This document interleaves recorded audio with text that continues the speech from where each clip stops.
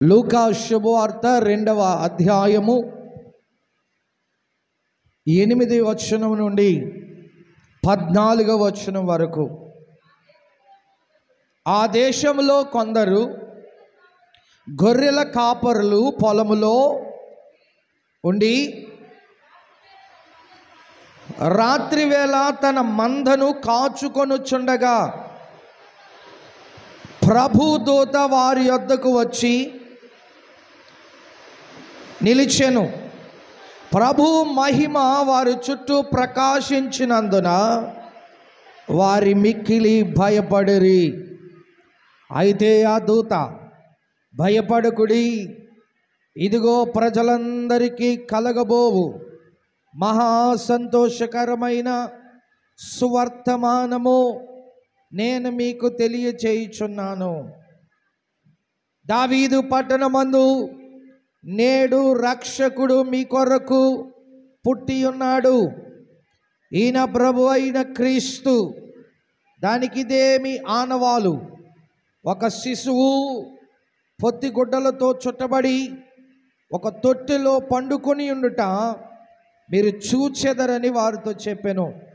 వెంటనే పరలోక సైన్య సమూహము ఆ దూతతో కూడా నుండి సర్వోన్నతమైన స్థలములలో దేవునికి మహిమయు ఆయనకి ఇష్టలైన మనుషులకు భూమి మీద సమాధానము కలుగునుగాక అని దేవుని స్తోత్రం చేయుచుండెను.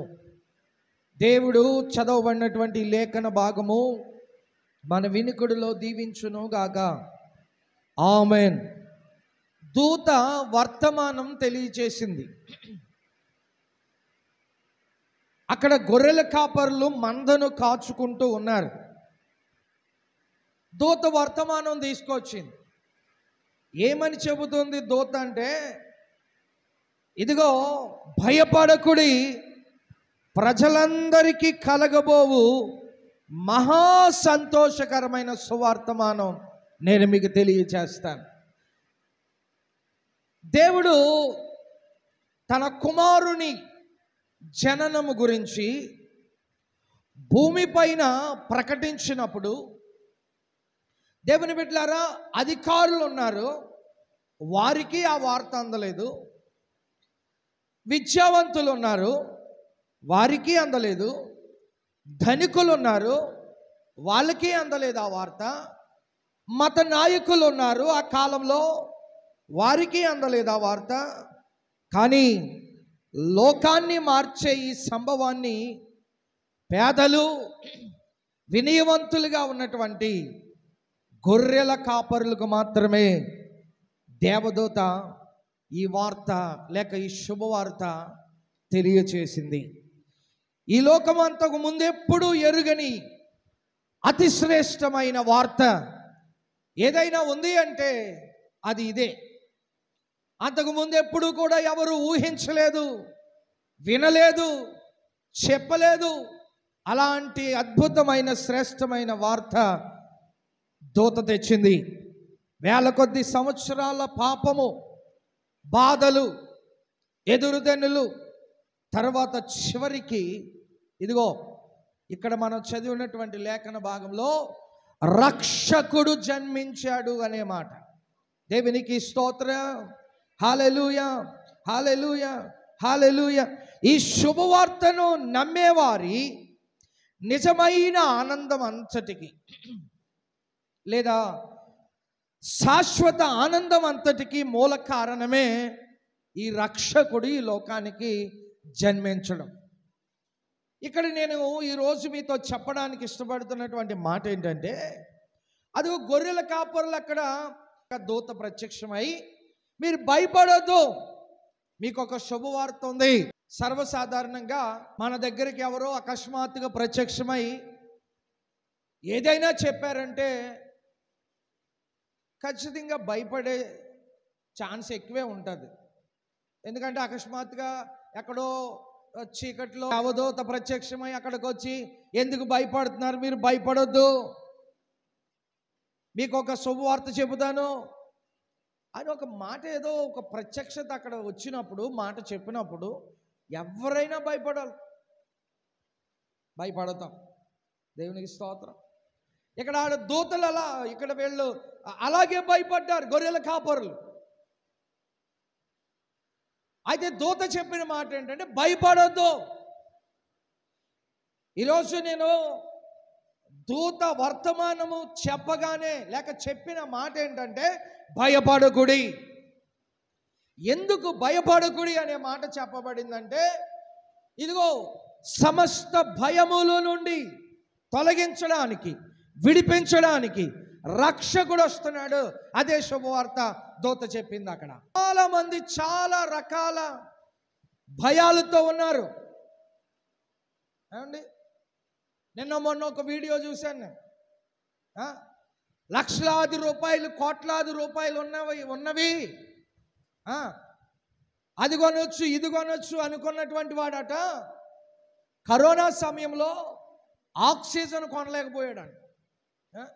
నాకు అంత ఉంది ఇంత ఉంది అని చెప్పుకుంటూ తిరిగిన వాడు విజయవాడనే కొనగలను నేను అన్నటువంటి వాళ్ళంట కరోనా వచ్చేటప్పుడు ఆక్సిజన్ కొనలేకపోయారంట. డబ్బు ఉంది, దాన్ని ఎలా కాపాడుకోవాలి, నిద్ర పట్టడం లేదు, రాత్రంతా మెలకుగానే ఉంటా ఉన్నారు. డబ్బు లేని వాళ్ళేమో అయ్యో ఇంటి నిండా అప్పులు ఉన్నాయి, ఎలాగూ కట్టను అని భయపడుతున్నారు. భయము డబ్బున్న వారికి ఉంది, డబ్బు లేని వారికి ఉంది. భయము ఏమండి దీన స్థితిలో ఉన్నవారికి ఉంది, సంపన్న స్థితిలో వారికి కూడా ఉంది. ఎలాగంటే వేరు వేరు రకాల భయం. దేవుని బిడ్డలారా, ఇదిగో తెల్లవారు లేవగానే పనికి వెళ్ళాలి. అది ఆ గొప్పవాళ్ళు అయితే ఇదిగో ఆ డబ్బును ఎలాగూ ఎవడొచ్చి పట్టుకుంటాడు, ఐటీ దాడులు జరుగుతాయి, దాన్ని ఎలాగ నేను చేసుకోవాలి, లేకపోతే ఈ బ్లాక్ మనీని వైట్గా ఎలా చేసుకోవాలి, లేకపోతే ఉన్న ధనాన్ని నేను ఎట్లాగా దాన్ని ఖర్చు పెట్టుకుంటా వెళ్ళాలి దొరకకుండా. ఏ దొంగలన్నా వస్తారా, ఏ దోచుకున్న వారైనా వస్తారా, భయం. అనారోగ్య పరిస్థితులు, హాస్పిటల్ బెడ్ మీదకి వెళ్తారు, డబ్బు ఉంటుంది, బ్రతుకుతారో లేదో తెలీదు, అదొక మరణ భయం. ఒక్కొక్క రకమైనటువంటి భయముతో నేటి ప్రజలు వెళుతూ ఉండగా దూత ప్రత్యక్షమై చెప్పిన మాట ఏంటంటే భయపడకుడి. హల్లెలూయా, హల్లెలూయా. ఈరోజు ఏ భయంతో ఉన్నా ప్రభు చెప్తున్నాడు, సంవత్సరాలు పొడుగున ప్రతి దినము కూడా మనతో చెబుతున్న మాట అదే. 365 సార్లు బైబిల్ గ్రంథంలో భయపడకుడి, భయపడకుడి, భయపడకుడి అనే మాట. కానీ ఆ మాటను మనం చదువుతున్నా భయపడుతూ ఉంటాం. చూడండి, మోషే నిర్గమాకాండం 2వ అధ్యాయము 11వ వచనాన్ని మనం చూసినప్పుడు అక్కడ మోషే భయపడుతున్నాడు. ఎందుకు భయపడుతున్నాడు, తన భయం ఎట్లా వచ్చింది అంటే చూడండి, 2వ అధ్యాయం 11వ వచనం. ఆ దినములలో మోషే పెద్దవాడై తన జనుల యొద్దకు పోయి వారి భారములను చూచెను. అప్పుడు అతడు తన జనులలో ఒక హెబ్రీయుని, ఒక ఐగుప్తీయుడు కొట్టగా అతడు అటు ఇటు తిరిగి చూచి ఎవడునూ లేకపోగా ఆ ఐగుప్తీయుని చంపి ఇసుకలో వాణ్ణి కప్పెట్టెను. మరునాడు అతడు బయట నడిచి వెళ్ళుచుండగా హెబ్రీయులైన మనుషులిద్దరూ పోట్లాడుచూ ఉండిరి. అప్పుడు అతడు అన్యాయము చేసిన వాడిని చూచి నీవేళ నీ పొరుగు వాడిని కొట్టుచున్నవని అడుగగా అతడు మా మీద నిన్ను అధికారినిగా తీర్పనిగా నియమించిన వాడు ఎవడు, నీవు ఆ ఐగుప్తీని చంపునట్లు నన్నును చంపవలనని అనుకొనుచున్నావా నేను. అందుకు మోషే నిశ్చయముగా ఈ సంగతి బయలుపడిననుకుని భయపడెను. మోషే ఇక్కడ ఎందుకు భయపడుతున్నాడు, ఒక అతన్ని చంపేశాడు, ఐగుప్తీని కొట్టగా ఎవరు లేకపోతే అతన్ని చంపి అతన్ని ఇసుకలో కప్పెట్టాడు. అది వారు ఏదైనా చేస్తారేమో భయం.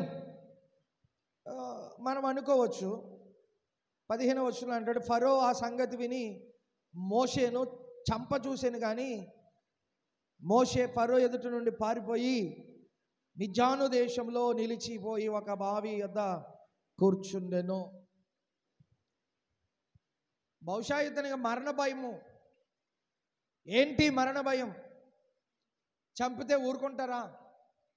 ఏమండి, ఒక మనిషిని చంపి ఒక వ్యక్తిని చంపి ఇసుకలో కప్పెట్టేసే అది బయటికి వెళ్ళిపోయిందేమో, బయటికి తెలిసిపోయిందేమో, నన్ను ఎక్కడ ఏం చేసేస్తారు వాళ్ళు, నన్ను ఎక్కడ చంపేస్తారు అని భయపడిపోతా ఉన్నాడు. భయపడిపోయి ఫరో ఏమైనా చంపేస్తాడేమో అని భయంతో పారిపోయినట్లుగా ఇక్కడ మనం చూస్తున్నాం. మోషే ఆ భయం ఉంది. ఒక్కొక్కరికి ఒక్కొక్క రకమైన భయం.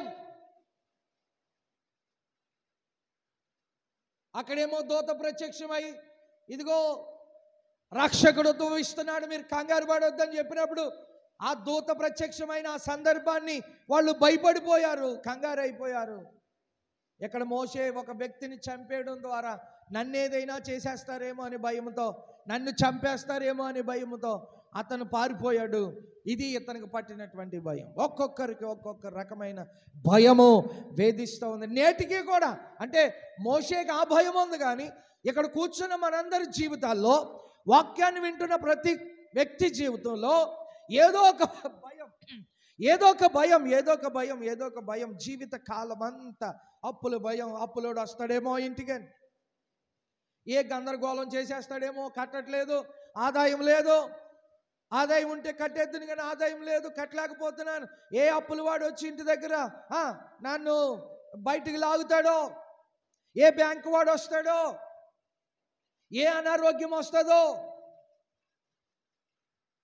ఇలాగూ నానా రకములైన భయముల చేత నేటి ప్రజలు జీవిస్తూ ఉన్న కాలంలో ప్రభు చెప్తున్న మాట, ఇదిగో దూత చెబుతున్న మాట, భయపడకుడి.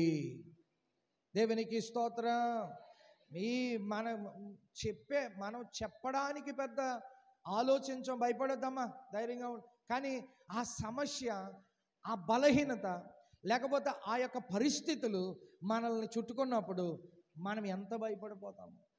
ఎంత పెద్దవారైనా, గొప్పవారైనా, ధనము కలిగిన వారైనా, సంపన్నులైనా, అధికారులైనా వారిని భయమే వెంటాడుతోంది.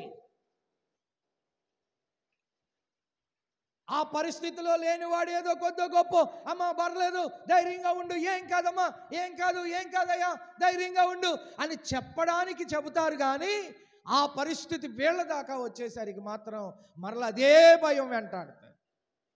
ఈరోజు దేవుని బిడ్డలారా, మీరెందుకు భయపడుతున్నా, ఏ విషయంలో భయపడుతున్నా, ఇది ఎలాగూ సాధ్యమవుతుందా, ఇది జరుగుతుందా, ఈ పరిస్థితులు మారుతాయా, భయపడక్కర్లేదు. దూత చెబుతుంది భయపడకుడి, ప్రభు చెబుతున్నాడు భయపడకుడి. చూడండి, నిర్గమకాండంలోనే 14వ అధ్యాయం 10వ వచనాన్ని మనం ఒకసారి చూద్దామండి. నిర్గమకాండం 14:10 అండి. ఫరో సమీపించుచుండగా ఇశ్రాయేలీలు కన్నులెత్తి ఐగుప్తీయులు తమ వెనుక వచ్చుడు చూచి మిక్కిలి భయపడిరి. హల్లెలూయా. ఇశ్రాయేలీలు భయపడుతున్నారు. ఇక్కడ ఇశ్రాయేలీలు భయం దేనికి? ఫరో సైన్యం తరుగుతుంది వాళ్ళని, ఆ భయంతో ఉన్నారు వాళ్ళు. ఏ సైన్యం తరుగుతుందండి చెప్పాలి? ఫరో సైన్యం తరుముతున్నారు.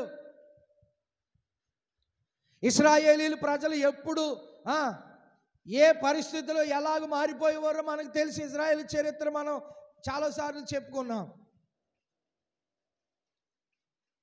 మరణ భయమే వాళ్ళని వెంటాడుతూ వచ్చింది. అయ్యో ఆకలి లేదు, ఆకలి వేస్తుంది, ఆహారం లేదు, నీళ్లు లేవు, చవిచారం లేని ఆహారం పెట్టావు, మంచి ఆహారం తింటున్న స్థానం నుండి ఇక్కడికి తీసుకొచ్చేసావు, మమ్మల్ని తీసుకెళ్ళట్లేదు, ఇదిగో మమ్మల్ని నాశనం చేసేస్తున్నారు, బానిసత్వంలో ఉంచేశారు, ఇదిగో మమ్మల్ని నలిగిపోయేలా చేస్తున్నారు. ఆ సమయంలో ఆ భయం తీరా వాళ్ళని విడిపించిన క్రమంలో మరొక భయం. ఇక్కడ చదవబడినటువంటి ఈ మాటలో ఇదిగో ఫరో సైన్యం వాళ్ళ వెనక వస్తున్నారేమో అని ఇశ్రాయేలీలు భయపడిపోయారు. ఇశ్రాయేలీలు కన్నులెత్తి ఐగుప్తీయులు తమ వెనుక వచ్చుట చూచి మిక్కిలి భయపడిరి. ఐగుప్తీయులే కాదు, నువ్వు కన్నులెత్తి చూసినప్పుడు నీకు మరణము కనిపించిన నువ్వు భయపడకూడదు. హల్లెలూయా. ఎందుకంటే దూత చెబుతుంది, ప్రతి పరిస్థితిని మార్చగలిగే యేసుక్రీస్తు ప్రభువు, రక్షకుడు క్రీస్తు, ఇదిగో మన పాపములన్నిటినీ భరించడానికి ఒక ఆయన వచ్చాడు. కాబట్టి మీరు భయపడొద్దు. దేవునికి స్తోత్రం. హల్లెలూయా. ఇశ్రాయేలీలు ఐగుప్తీయులను చూసి భయపడిపోయారు. మీరు ఎవరిని చూసి భయపడిపోతున్నారు? కొంతమందికి భయం ఏంటంటే దేవుడి కన్నా భయపడరేమో కానీ మనుషులకి చాలా భయపడిపోతూ ఉంటారు. మనుషులకి ఎంత భయపడిపోతారంటే వాళ్ళ కళ్ళల్లో పడ్డామంటే ఏం జరుగుతుందో ఏంటో, వాళ్ళు ఏం మాట్లాడతారో ఏంటో, వాళ్ళు నా గురించి ఏం చెబుతారో ఏంటో. అందుకని జాగ్రత్తగా ఉండాలి. వాళ్ళ చాట్ నుంచి వెళ్ళిపోవాలి, వాళ్ళు కనిపించకుండా ఉండాలి.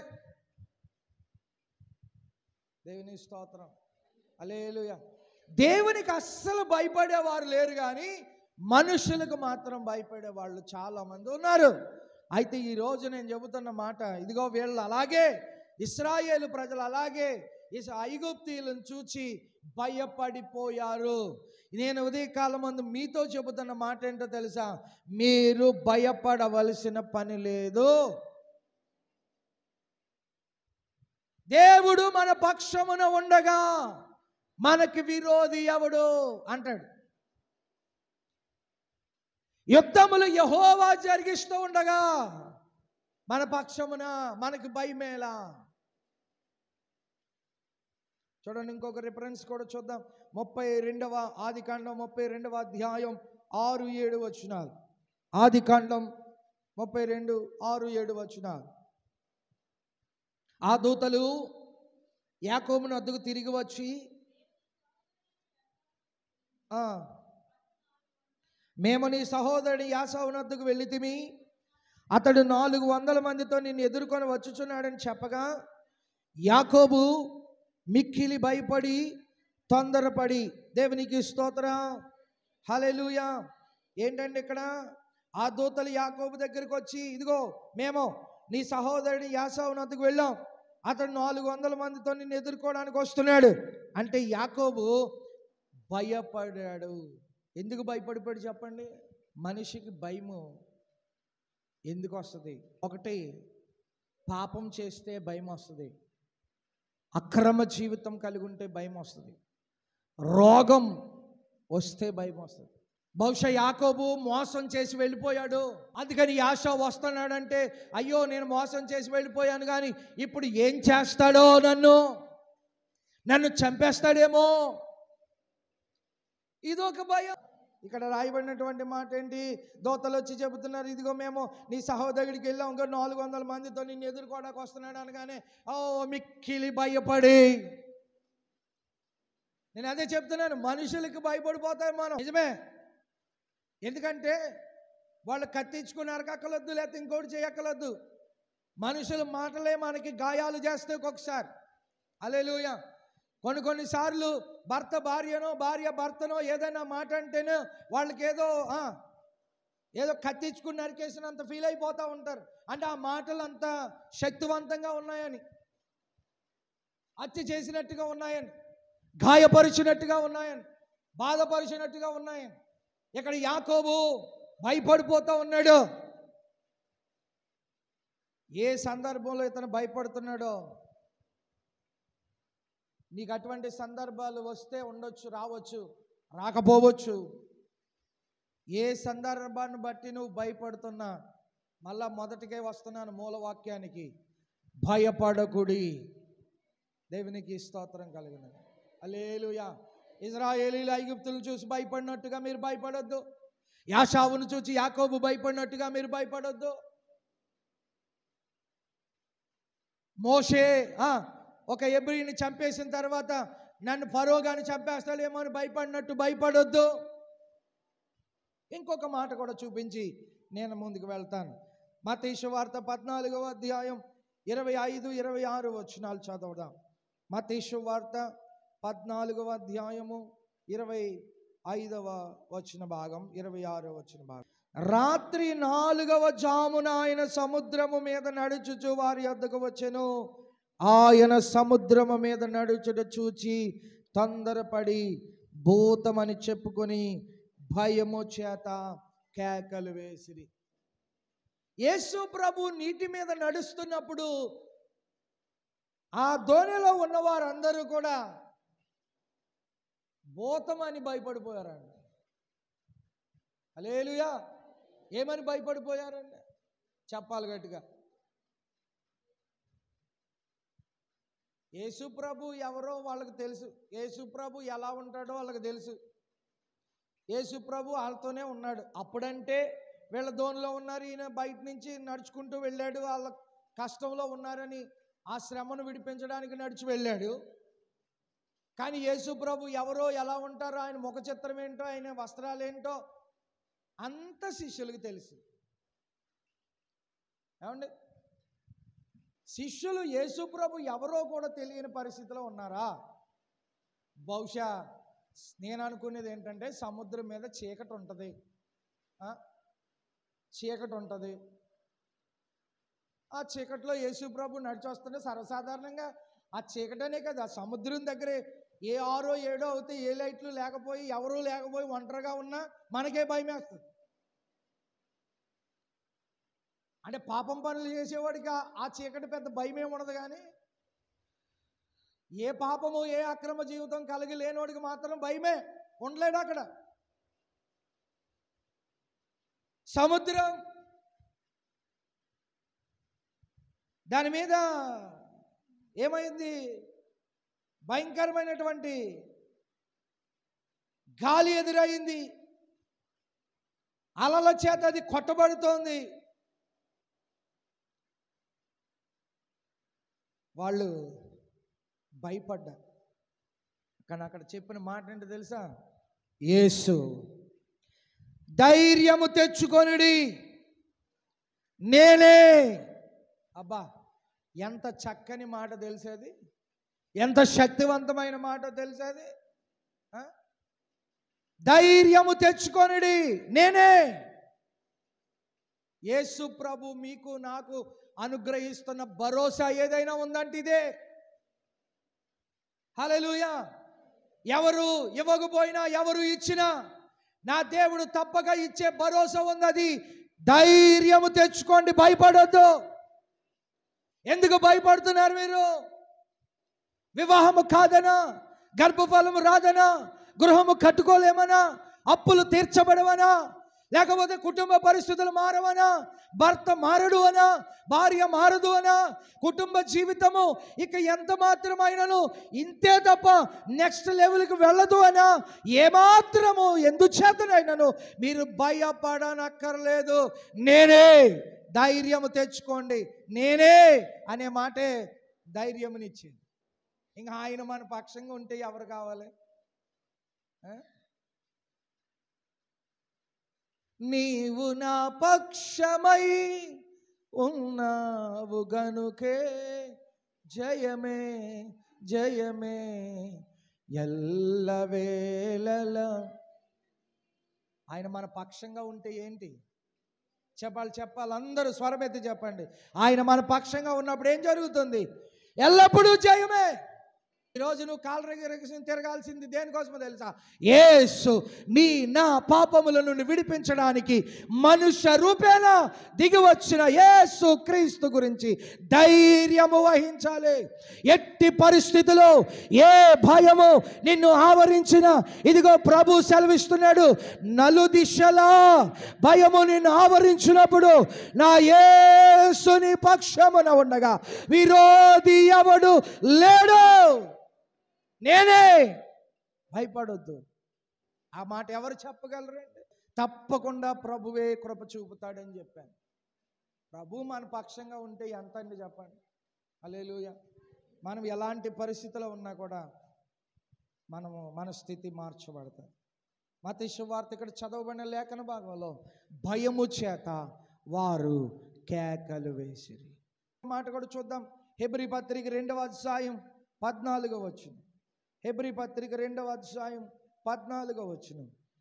కాబట్టి రక్త మాంసములు గలవారైనందున ఆ ప్రకారమే మరణం యొక్క బలము గలవానిని అనగా అపవాదిని మరణము ద్వారా నశింపచేయుటకును జీవితకాలమంతయు మరణ భయం చేత దాస్యమునకు లోబడిన వారిని విడిపించుటకును ఆయన కూడా రక్త మాంసములో పాలివాడాయను. ఏ దాస్యములో ఉన్నామండి మనం? చెప్పాలి. మరణ భయము చేత, మరణ భయము చేత, మరణ భయము చేత. హల్లెలూయా, హల్లెలూయా, హల్లెలూయా.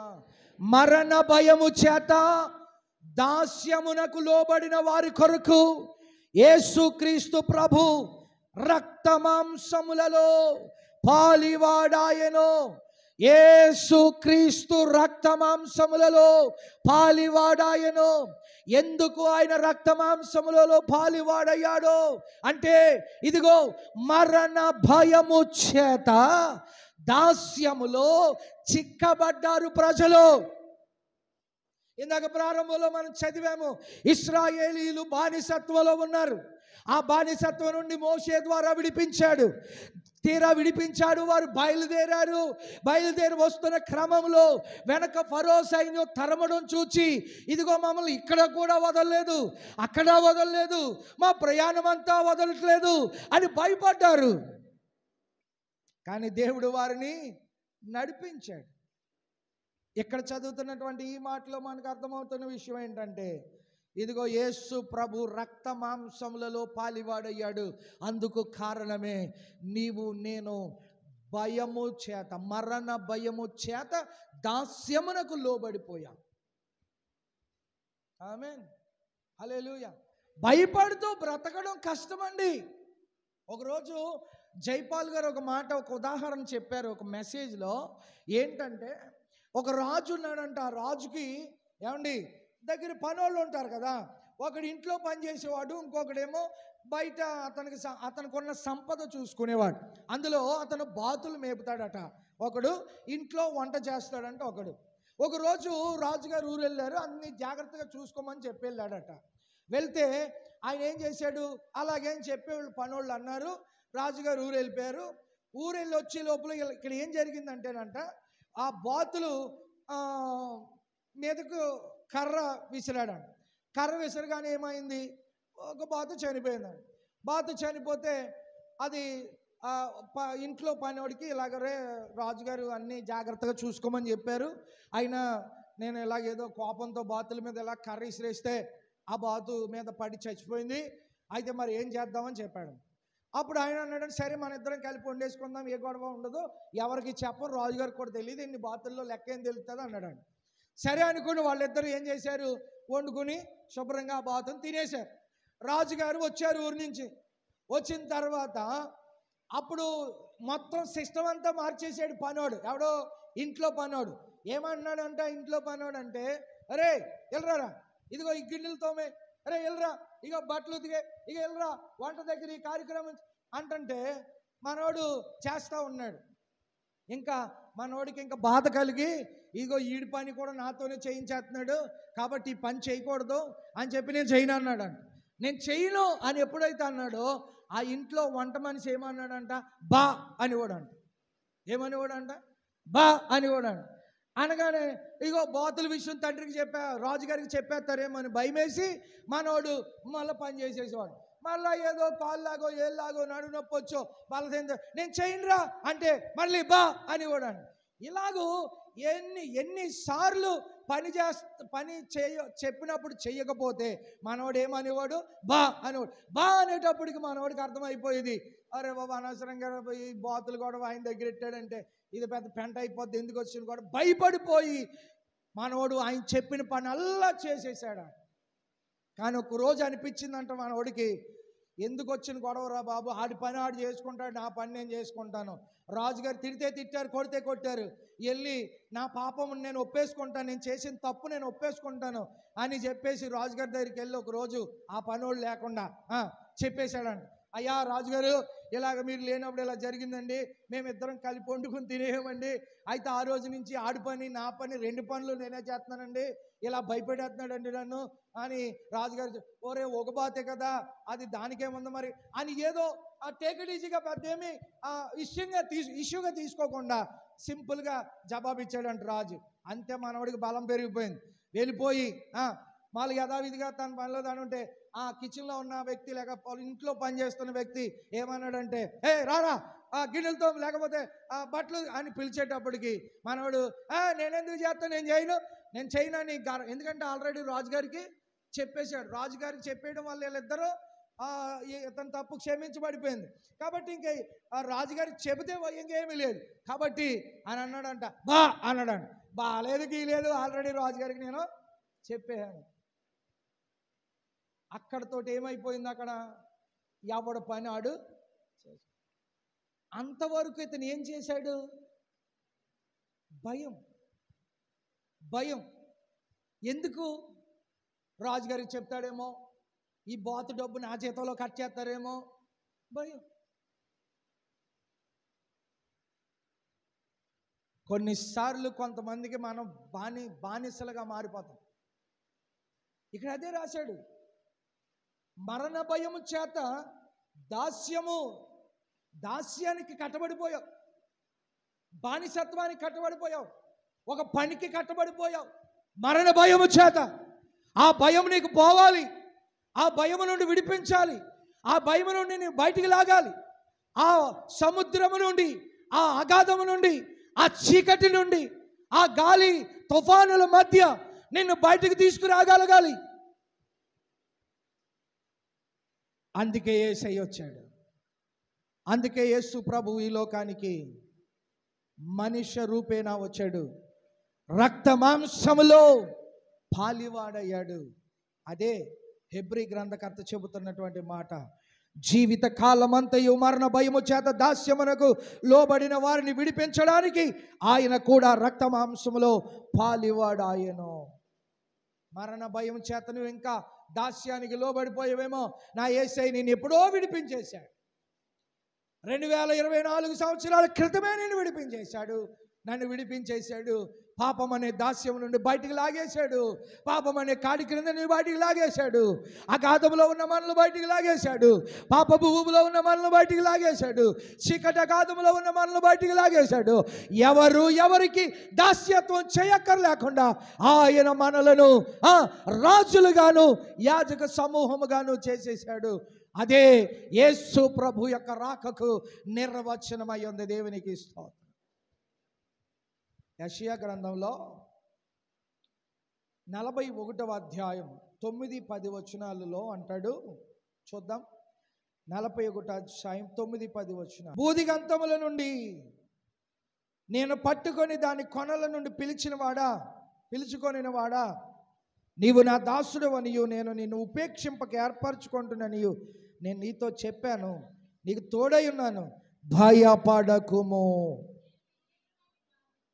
భయపడకుము, నేను నీ దేవుడనై ఉన్నాను. హల్లెలూయా, హల్లెలూయా.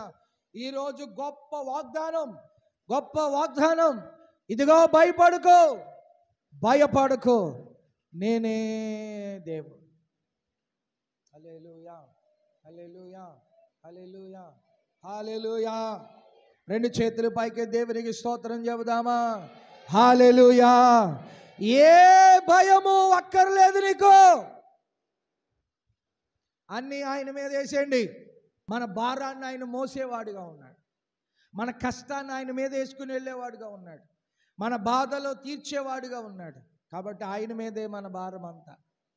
ఆయన ఉండగా ఈ లోకంలో ఏది మనకు అక్కర్లేదు. ఆమేన్.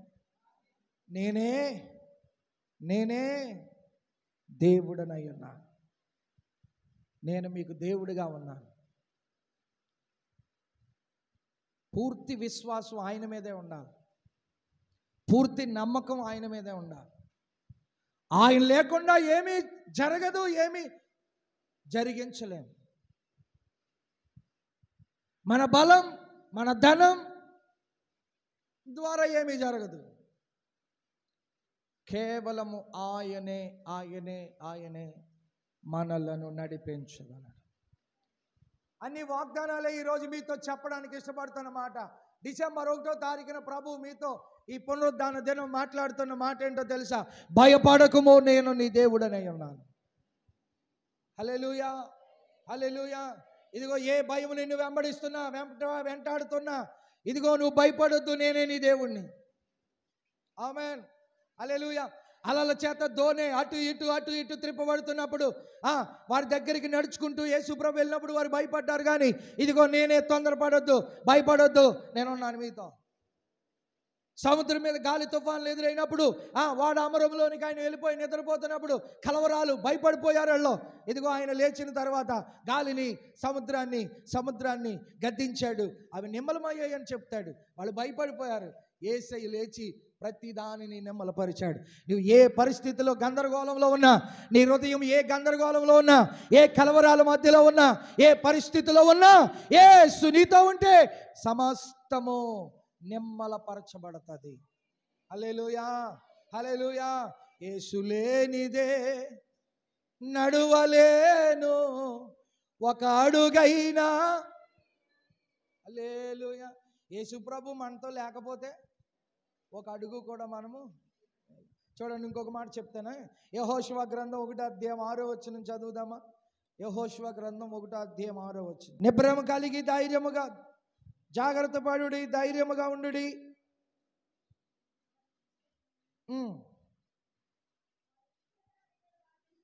6వ వచనం. నిన్ను విడువను, నిన్ను ఎడబాయి. నిబ్బరముగా కలిగి ధైర్యముగా ఉండు. వారికి ఇచ్చేదనని నేను వారి పితరులతో ప్రమాణం చేసి నీ దేశాన్ని నీకు ఇస్తాను. నీవు నిబ్బరం కలిగి జాగ్రత్తగా ఉండు, ధైర్యముగా ఉండు, ధైర్యముగా ఉండు, ధైర్యముగా ఉండు. Praise the lord. 9వ వచనం. నేను నీకు ఆజ్ఞ ఇచ్చున్నాను కదా, నిబ్బరం కలిగి ధైర్యముగా ఉండు, దిగులు పడకు, జడియకు. నీవు నడుచు మార్గం అంతట్లో నీ దేవుడే నీకు తోడుగా ఉన్నాడు. ఇది వాగ్దానమే, యెహోషువకి ఇస్తున్న వాగ్దానం. మోషే మృతి పొందిన తర్వాత యెహోషువ నాయకత్వం, యెహోషువ తీసుకున్న తర్వాత దేవుని బిడ్డ యెహోషువతో చెబుతున్నమాట, నువ్వేం భయపడక్కర్లే, వీళ్ళని ఎలా నడిపించాలి ఆ భయం ఏం అక్కర్లేదు, నీ దేవుడిగా నేను ఉంటాను, జడియవద్దు, ధైర్యంగా ఉండు, ముందుకెళ్ళిపో, నేనే నిన్ను నడిపిస్తాను. కీర్తనల గ్రంథం 34వ కీర్తన 4-5 వచనాలు చదువుదాం. కీర్తనల గ్రంథం 34వ కీర్తన 4-5 వచనం. నాకు కలిగిన భయములన్నిటిలో నుండి ఆయన నన్ను తప్పించెను. హల్లెలూయా. నాకు కలిగిన భయములన్నిటిలో నుండి తప్పించెను. నాకు కలిగిన భయములన్నిటిలో నుండి ఆయన నన్ను తప్పించాను. నాకు కలిగిన భయములన్నిటిలో నుండి ఆయన నన్ను తప్పించాను. నాకు కలిగిన భయములన్నిటిలో నుండి ఆయన నన్ను తప్పించాను. దేవుని కార్యాలు అలాగే ఉంటాయి. దేవుడు అలాగే మనల్ని నడిపిస్తాడు. స్తోత్రం, హల్లెలూయా. ఎప్పుడు జరిగిందో తెలుసా? దేవుని దగ్గరికి వెళ్ళి విచారణ చేశాడంట. అంతే కదా? అడేమంటున్నాడు? నేను యెహోవా యొద్ద విచారణ చేయగా ఆయన నాకు ఉత్తరం ఇచ్చాడు. నాకు కలిగిన భయములన్నిటిలో నుండి ఆయన నన్ను తప్పించాడు. ఈరోజు ఆయన దగ్గరికి వచ్చి నీ సమస్తము చెప్పుకోగలిగితే, నీ పరిస్థితి చెప్పుకోగలిగితే, నీకు ఉన్నది లేనిది సమస్తం ఆయనకు తెలుసు. అయినా నీ మాటగా నీవు దేవుని దగ్గరికి వచ్చి చెప్పుకోగలిగితే నీకు కలిగిన భయములన్నిటిలో నుండి తప్పించి రక్షించడానికి యేసు వచ్చాడు. హల్లెలూయా, హల్లెలూయా, హల్లెలూయా. 23వ కీర్తన 4వ వచనంలో ఉంటుంది, గాఢాంధకారపు లోయలలో నేను సంచరించినను ఏ అపాయమునకు భయపడను. గాఢాంధకారపు లోయలలో నేను సంచరించినను ఏ అపాయమునకు భయపడను. నీ దండము నన్ను ఆదరిస్తుంది. గాఢాంధకారపు లోయలోకి వెళ్ళిపోతున్నారేమో మీరు. ఈ మాట చెప్పండి. పరిస్థితులు తారుమారైపోతున్నాయి. ఈ మాట చెప్పండి. నిన్ను చూచేవారు, పట్టించుకునేవారు, పలకరించేవారు లేరేమో. ఈ మాట చెప్పండి. సమస్తము ఆయన వలనే జరుగుతుంది. కాబట్టి ఏ మరణ భయము నిన్ను వెంబడిస్తున్నా, వెంటాడుతున్నా, నా యేసు గొప్ప కృప కలిగిన దేవుడిగా నీ ముందు ఉన్నాడు. చాలా వాగ్దానాలు ఉన్నాయి, చాలా వాగ్దానాలు ఉన్నాయి. చూడండి, మీరు స్పీడ్గా తీయగలిగితే ఒక మంచి వాగ్దానాలు నేను మీ ముందు ఉంచుతాను ఈరోజు. నెహెమ్యా గ్రంథం 4వ అధ్యాయం 14వ వచనం. వారికి మీరు భయపడకుడి. ఇది వాగ్దానం, ఇవన్నీ వాగ్దానాలే. Praise the lord. ఏమంటున్నాడు? వారికి భయపడకుడి. ఎందుకు భయపడొద్దో తెలుసా? మహాగణుడును భయంకరుడనగు యెహోవా జ్ఞాపకము చేసుకొని మీ పక్షముగా యుద్ధము చేస్తాడు. మీరు ఈ వాగ్దానాలు కనుక నోటెడ్ చేసుకుంటే, నీకు కష్టం వచ్చినప్పుడల్లా ఈ మాటలు చదివితే ఆ కష్టాన్ని దేవుడు తొలగించేస్తాడు. ఆ సమస్య నుండి దేవుడు నీకు విముక్తిని కలుగజేస్తాడు. హల్లెలూయా. ఏమంటాడండి? ఇవన్నీ గుర్తుపెట్టుకోండి. ఒక్కొక్క లైనే ఏంటి? అధికారులతోనూ జనులతోనూ ఇదిగో వారికి మీరు భయపడొద్దు. ఎందుకంటే మహాగణుడు భయంకరుడైన యెహోవా నీ పక్షమునున్నాడు గనుక యుద్ధము ఆయనే చేస్తాడు. చూడండి, ఇంకొక మాట, వేగంగా వెళ్ళిపోదామా? ఇర్మియా గ్రంథం 51వ అధ్యాయం 4 నుండి 6 వచనాలు. 51వ అధ్యాయం. ఏటేటా వదంతి పుట్టుచూ వచ్చును, దేశములో బలత్కారము జరుగుచున్నది, ఏలిక మీద ఏలిక లేచుచున్నాడు, దేశములో వినబడు వదంతికి భయపడకుడి, మీ హృదయములలో దిగులు పుట్టనీయకుడి. ఆమేన్. అందరూ చేతులు పైకి స్తోత్రం చెప్పండి. హల్లెలూయా. ఏలిక మీద ఏలిక లేచుచున్నాడు, దేశములో వినబడు వదంతికి భయపడకుడి. ప్రభు చెప్తున్నాడు, దేశములో ఏమవుతుంది? ఏలిక మీద ఏలిక, దేశములో బలత్కారం, దేశములో వదంతులు, వీటన్నిటిని చూచి మీరు భయపడొద్దు.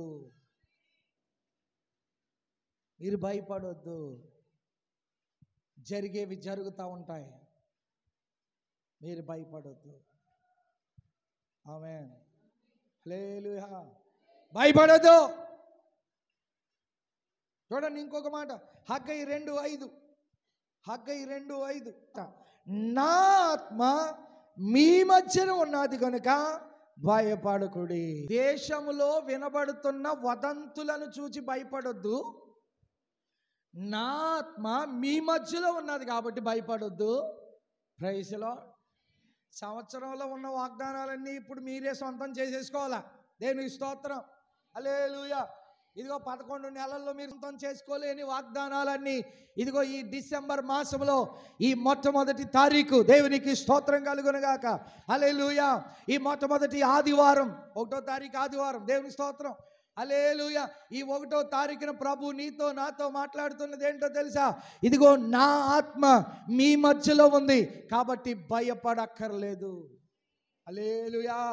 యోవేలు గ్రంథం 2వ అధ్యాయం 22వ వచనం చదువుతా. పశువులారా భయపడుకుడి, గట్టి బీళ్లలో పచ్చిక మొలుచును, చెట్లు ఫలించును, అంజూరపు చెట్లు ద్రాక్ష చెట్లు సమృద్ధిగా ఫలించును. ఇదొక బ్లెస్సింగ్, ఇదొక ఆశీర్వాదం. ఏమంటున్నాడు?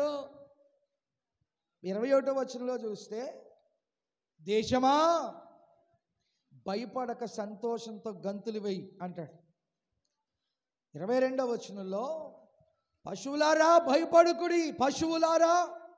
భయపడుకుడి, గడ్డి బీళ్లలో పచ్చిక మొలుస్తుంది, చెట్లు ఫలిస్తాయి, అంజూరపు చెట్లు ద్రాక్ష. ఇక్కడ సమస్తము నాశనం అయిపోయిన పరిస్థితి. మరలా ధైర్యపరుస్తున్నాడు, మీరేం భయపడొద్దు. మరలా తిరిగి కోల్పోయినవన్నీ సంపాదించుకోవడానికి నేను వాటన్నిటికీ ఆజ్ఞ ఇస్తున్నాను, అవి ఫలిస్తాయి అంతే. ఆమేన్. హల్లెలూయా. హల్లెలూయా. 10వ అధ్యాయం మత్తయి సువార్త 10వ అధ్యాయం 31వ వచనం. మత్తయి సువార్త 10వ అధ్యాయం 31వ వచనం. మీ తల వెంట్రుకలన్నీ లెక్కింపబడి ఉన్నవి గనుక మీరు భయపడకుడి, మీరు అనేకమైన పిచ్చుకల కంటే శ్రేష్ఠులు. ఇది ఎంత చక్కని మాట తెలుసా? హల్లెలూయా, హల్లెలూయా. మీరు అనేకమైన పిచ్చుకల కంటే శ్రేష్ఠులు. మీరు మీ తల వెంట్రుకలన్నీ లెక్కించబడ్డాయి కాబట్టి మీరు భయపడొద్దు. మీ తల వెంట్రుకలన్నీ లెక్కించి ఉన్నాడు కాబట్టి మీరు భయపడొద్దు. పిచ్చుకల కంటే మీరు శ్రేష్ఠులు కారా? హల్లెలూయా, హల్లెలూయా. 1 పేతురు పత్రిక 3వ అధ్యాయం 14వ వచనం కూడా చదువుదాం. మీరు నీతి నిమిత్తము శ్రమ పడితే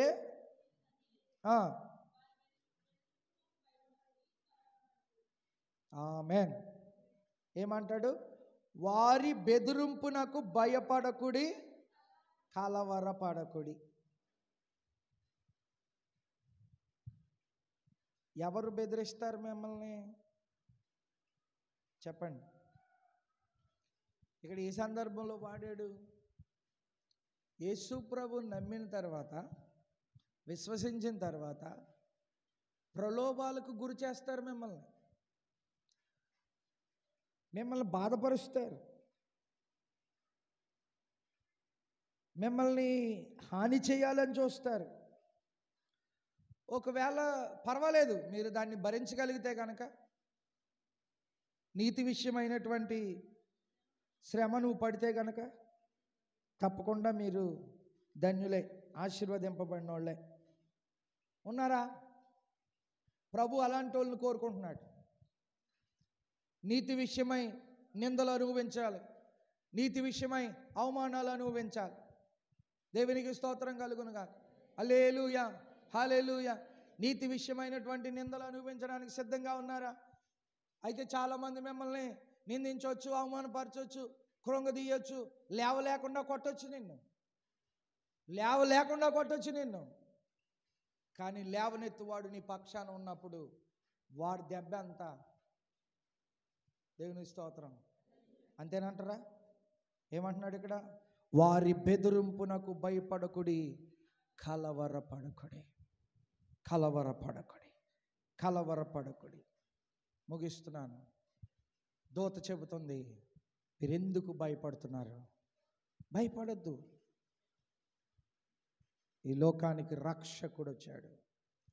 ఆయన సమస్త మానవాళి రక్షణార్థమై ఆయన భుజముల మీద భారం ఉంటుంది. ఈరోజు నీవు నేను ఇక్కడ కూర్చున్న మనమందరం ఏ స్థితిలో ఉన్నాను, ప్రభువా నా భయము తొలగించు. సాతాను శోధన లధికమైన సొమ్మసిల్లక సాగి వెళ్ళేదను. మోకరించండి. సాతాను శోధన లధికమైన సొమ్మసిల్లక సాగి వెళ్ళేదను. లోకము శరీరము లాగినను లోబడక నేను వెళ్ళేదను.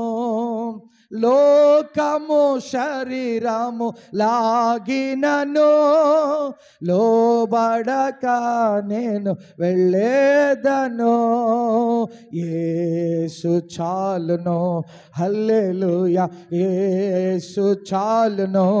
ఏ సమయమైన ఏ స్థితికైనా నా జీవితములో యేసు చాలును.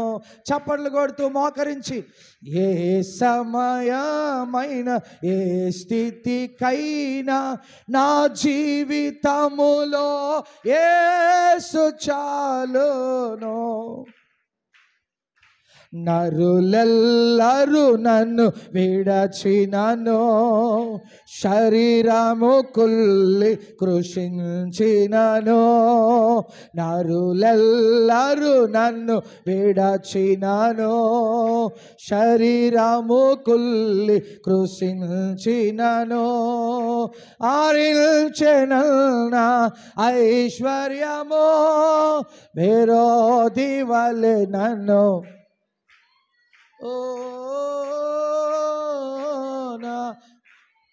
బిగ్గరగా చప్పట్లు కొడుతూ విరోధి వలె నన్ను యేసు చాలును, యేసు చాలును. ఏ సమయమైన ఏ స్థితికైనా నా జీవితములో యేసు చాలును. బిగ్గరగా స్వరమెత్తి చెప్పాలి. ఏ సమయమైన ఏ స్థితికైనా నా జీవితములో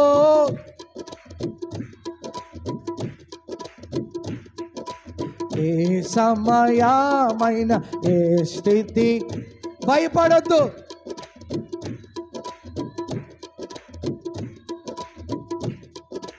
పాచిక బయలలో అరుండ చేయుల్, శాంతి జలము యొద్ద నడిపించును. పాచిక బయలలో అరుండ చేయుల్, శాంతి.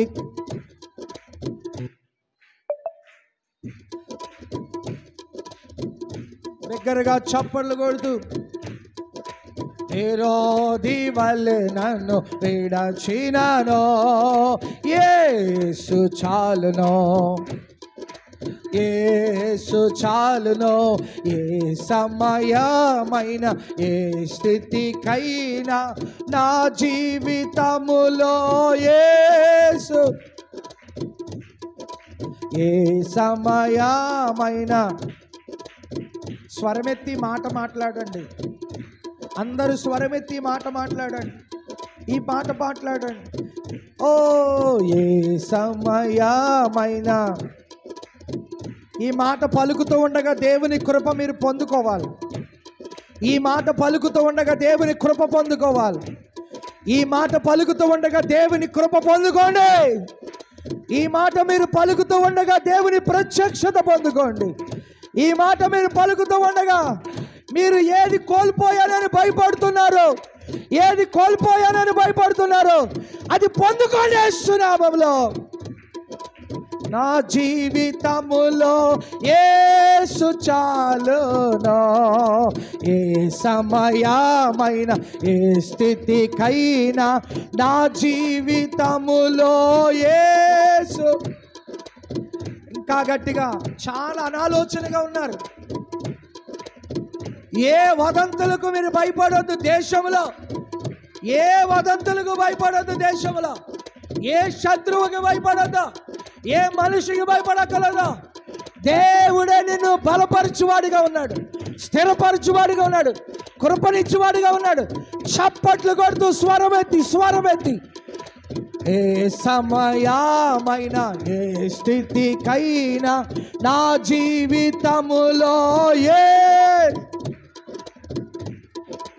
ఏ సమయమైన ఏ స్థితికైనా నా జీవితములో. హృదయపూర్వకంగా పలకండమ్మా. ఓరి భాషారందరమాల. ఈ మాట నువ్వు పలకాలి. ఈ మాట నువ్వు పలకాలి సహోదరుడా. ఈ మాట మీరు పలకాలి తల్లి తండ్రి. ఈ మాట నువ్వు పలుకుతూ ఉండగానే ఇదిగో దేవుని సహాయం నీకు దిగి వస్తుంది. ఆయన హస్తం పట్టుకుని నేను బలపరుస్తాడు, భుజము తట్టి ఆయన నడిపిస్తాడు. నీ వెన్నంటి వస్తాడు ఆయన. ఏ స్థితికైనా చాలిన దేవుడు ఆయన. ఏ స్థితికైనా చాలిన వాడాయన. ఏ స్థితికైనా చాలిన వాడాయన. ఏ స్థితికైనా చాలిన వాడాయన. ఏ స్థితికైనా చాలిన వాడాయన. ఏ స్థితికైనా చాలిన వాడాయన. ఈరోజు ఈ మాట పలుకుతూ ఉండగా దేవుని కృప, దేవుని అభిషేకము సహోదరి పండుగ చేస్తున్నాములో. ఏ స్థితికైనా నా జీవితములో యేసు చాలును. ఏ సమయమైన ఏ స్థితికైనా నా జీవితములో యేసయ్యా. మేము ఇరుకులో ఉన్నను, ఉపద్రవములో ఉన్నను, అగాధములో ఉన్నను, సముద్రములో ఉన్నను, ఆకాశమునికి ఎక్కినను, మరణ భయము చేతమేమో, హల్లెలూయా, మరణ భయము చేతమేమో దాస్యములకు చిక్కబడితే, మరణ భయము చేతమేమో దాస్యములకు చిక్కబడితే, మరణ భయము చేతమేమో దాస్యములకు చిక్కబడితే, మరణ భయము నుండి విడిపించడానికి రక్త మాంసములలో పాలివాడయ్యావు నాయనా. ఈ ఉదయకాల సమయంలో ఆరాధిస్తూ ఉండగా ఆయన ప్రత్యక్షతను పొందుకో సంగమా. ఆయన ప్రత్యక్షతను పొందుకో, ఆయన కృపను పొందుకో, ఆయన అభిషేకమును పొందుకో. పిలువ గట్టిగా, దావీదు కుమారుడా, దావీదు కుమారుడా, కృప కలిగిన వాడా, కృప కలిగిన వాడా, నా పాపముల కొరకై, నా రోత బ్రతుకు కొరకై, నా జీవితాన్ని మార్చడానికి, పరిశుద్ధంగా చేయడానికి, నీతిగా చేయడానికి, యథార్థంగా చేయడానికి, పరిశుద్ధులుగా చేయడానికి, నీ సన్నిధిలో నన్ను నిలవబెట్టడానికి ఏ స్థితికైనా నా జీవితంలో నీ ఉంటే చాలు.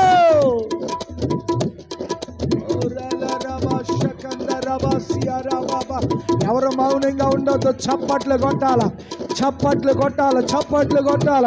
చప్పట్లు కొడుతూ ఉండగా, చప్పట్లు కొడుతూ ఉండగా, సహోదరుడు చప్పట్లు కొడుతూ ఉండగా, సహోదరి ఈ మాట పలుకుతూ ఉండగా, యేసయ్యా, యేసయ్యా, యేసయ్యా, యేసయ్యా, యేసయ్యా.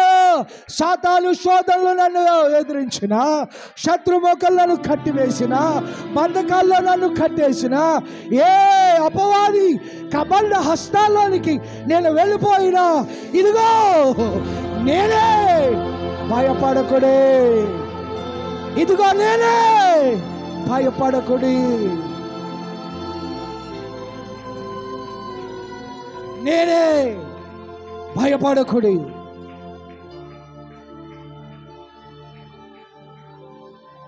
సాతాను నన్ను శోధించిన, భయపడద్దు. శత్రువు నిన్ను లాగిన, భయపడద్దు. దేశంలో వదంతులకు భయపడద్దు.